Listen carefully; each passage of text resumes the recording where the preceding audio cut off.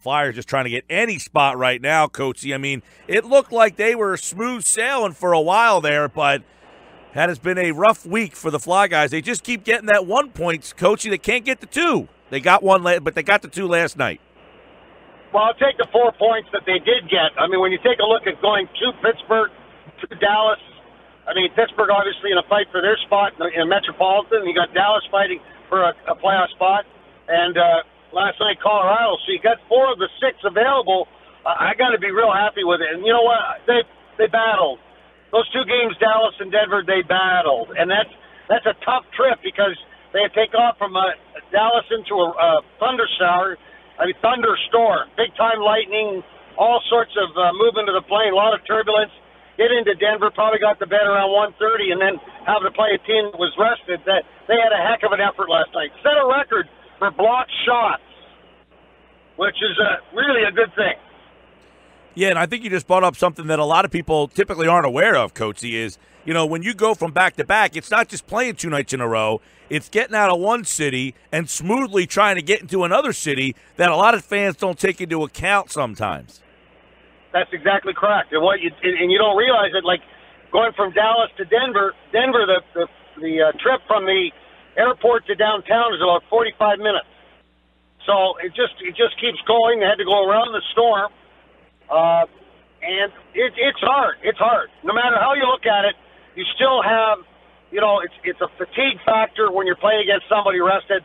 And I just thought the team played very, very well. Well, Coatsy, the way things are going in goal, I mean, have you talked to Ronnie Hextall? Is he thinking about putting the pads back on? I mean, everybody's hurt. They can't get a guy.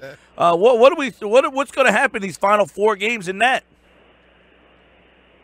Well, I don't know what. Obviously, Neuvirth re-injured his lower body injury, and whatever that is, on a great save that he made on Ranton. And actually, that was a good job out of you there, Coatsy. Yeah. What's that? That was a good catch. I saw what you did there. He re-injured his lower body injury. That's correct. Yeah. So I kept the top secret, and he had the save of the game on Ranton to be able to. I think to probably save the game for the Flyers to win that game with that save. But where he's at right now, you're right back to square one because you're not, because you're going to get Elliott back supposedly probably Sunday. So Elliott will be the main guy, and Mrazek will be the backup, and Lyon will go back to the minors. I guess playing Neuvirth last night though kind of indicates that Hextall's maybe not that confident in Mrazek at this point, right? Well, in the scheme of things, the pecking order still got Neuvirth in number 2 spot, and he's healthy. They actually flew him into Denver from Dallas a day early. In other words, we went after the game. He went Tuesday after practice into Denver so he could get acclimatized to the air, because obviously there's a difference for visiting teams with the thin air because of the mile-high city. So he went way ahead of the team to get him ready. But he's the pecking order. The pecking order, he's number 2. Elliott's number 1. Mrazek's an insurance policy. Coach, I heard you guys on the radio a little bit last night too. It certainly was a bit of a surprise when normally if the coach is making that decision, you're going to see the one goalie come out. But did it catch you guys in the booth by surprise that all of a sudden Noivy was out? Well, I could lie to you and say, yeah, we caught it right off the bat, but no, we never caught it, because what happened was it was actually the Colorado guy said, "Did you know that you guys changed goalies?" Because he didn't see it either. Well, they didn't see it on TV either, so don't worry. Don't feel bad. The TV broadcast. Jim Jackson. Well, there's no way you would pick up on it. I mean, we have other things. You got prepared for coming back. You read drop-ins, all these different things. So what happened was that Neuvirth went to the bench like he was going to get water or something like that at a TV timeout. Went to the bench, went in the bench, and Mrazek came back out, and nobody would have noticed if you weren't looking right at the end of the bench.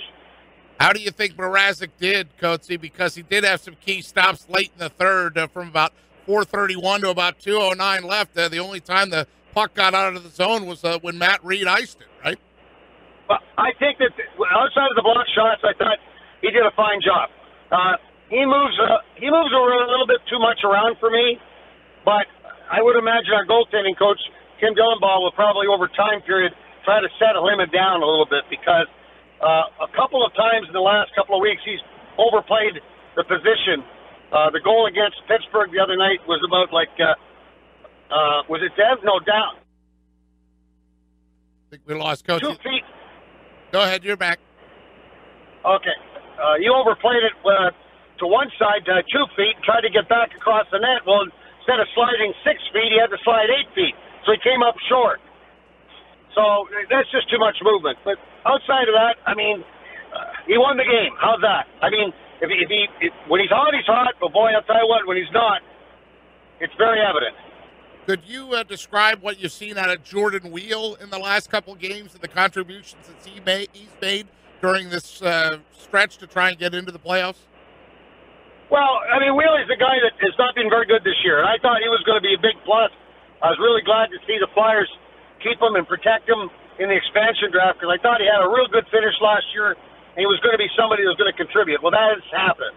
That has not happened. And it just for him to be able to get going now and play on that line, that third line, and get Simmons scoring, that's going to be a big plus for this hockey team if they do make the playoffs, where you're going to have 3 lines capable of scoring. Because the league itself is a 2-line league. And when you take a look at Dallas and Denver the last 2 nights, you're talking about 1-line teams. 1-line team. Dallas has got one really good line. After that, it falls off like a cliff. No different last night with the Colorado Avalanche. 1 line falls off like a cliff. What does Matt Reed bring to the table? Because I mentioned that he iced the puck, but I think he's done some nice things coming back into the lineup. Great contribution from Matt Reed last night. He was really, really good. And when you can get a guy to come back up from the minors and help you at a time to be competitive in your run to the playoffs and eventually, hopefully, a success in the playoffs, that's a good thing. And I think the big key for Matt Reed at the beginning of the season, he just wasn't skating very well. Wasn't skating very well at all. But now I think he's got that skating stride back. And that fourth line last night, it's not made up of household names, and they don't move very quickly. But Laterra, Weiss, and Reed did a good job of doing what they're supposed to do. Keep the puck in the opponent's zone, get some opportunities, keep the puck low. That's all they wanted to do, and they did it. Now, Ivan Provorov stepped into a shot and sent it home last night. He had that was a blast. Oh, absolutely. And that was Jordan Wheel that set him up on that. But how about Provy, Coates? Has he gotten past those the little hiccups of him looking human? Is he back to being Superman again? Hope so. I mean, he played 28 minutes last night. I mean, does it all. I mean, blocks shots, hits. I mean, he's just a machine. And he's going to make the mistakes. He's a second-year player. He's going to make mistakes, but he makes it and he's a really solid citizen, too. I mean, he's here to play hockey. That's what he wants to do. That's what he loves to do. And he comes to play every night. And obviously he's going to be one of the future leaders, if not the leader of this hockey club down the road. And you give him a lot of the credit for shutting down McKinnon last night, too, I would assume. Well, that's what Provy does. Provy plays against all the lead guys. So he was up against Jamie Benn the other night, and in that line, and last night it was McKinnon. So he's seeing all the best players all the time, so you can't get upset when there is a mistake made. Steve Coates, Flyers Radio Network with us here. They'll take on Boston on Sunday. That's a toughie, but New York, Carolina, New York Rangers. So Islanders, Carolina Rangers, the final 3. There's 4 games left. Does the team feel like they're in a good spot with where they are with these 4 games remaining? I think so. I think there's a confidence level. I think you can see that there's a hunger. I mean, you can really see the hunger in this team on the road this past week. And on top of that, when you take a look at the numbers in Hockey Reference, it's an 88% chance that the Flyers make the playoffs. Well, that's a pretty good percentage. So you've got, like you say, got 3 out of the 4 here at home. You got at New York Islanders, got Carolina, New York Rangers, all teams not going to the playoffs. And then you got the Boston Bruins here on Sunday, who are right now they're in a dogfight with Tampa, possibly for the number 1 spot in the conference, which is big time home ice. So there's a lot of moving parts right now. I personally think the Boston Bruins are the best team in hockey right now. And they play the game hard. They're built for long runs in the playoffs. They got everything you need to be successful. So that'll be a hard game on Easter Sunday. Yep, and Florida right now, 85 points. They have 75 games. Philadelphia, 92 points at 78 games. So 3 games at hand for Carolina. But 2 of those 3 are against Boston. I mean, that's the big thing. They had like a blizzard or something up there, I think, Coates, you right, in Boston. That's why Florida has to play them a couple more times in such a short time. They got just the one right at the end. Like after the season's over for most teams, they'll play Boston on Sunday. And what's going to be that if Boston doesn't need the game, they're going to rest people. So we probably have to give a W to the Florida Panthers that night. They got Ottawa tonight. Then they go at Boston. That's a hard game. They play Boston 3 more times, by the way. Yep.